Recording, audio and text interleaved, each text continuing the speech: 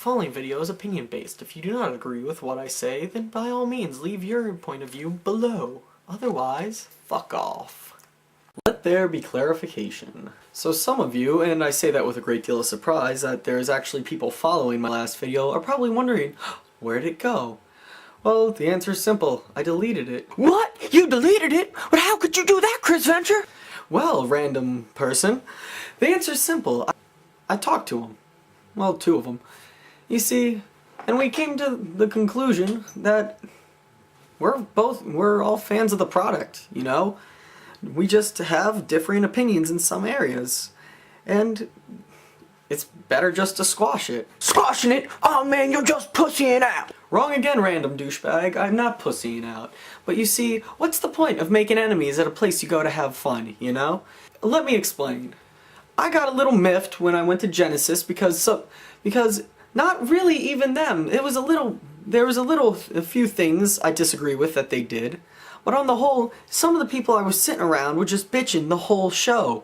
And like, it was really bothering me because I was having a great time and it was just like a real big mood killer.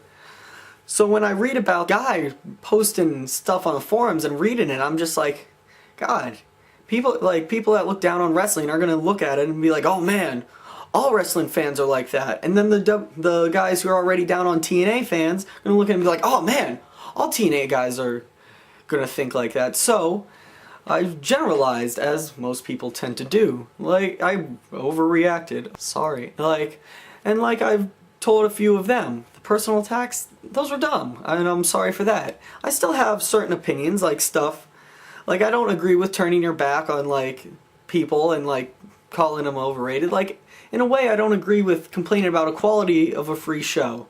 But you know, after talking to them, I listened to their point of views, and you know what? They're allowed to have their opinions and shit, you know?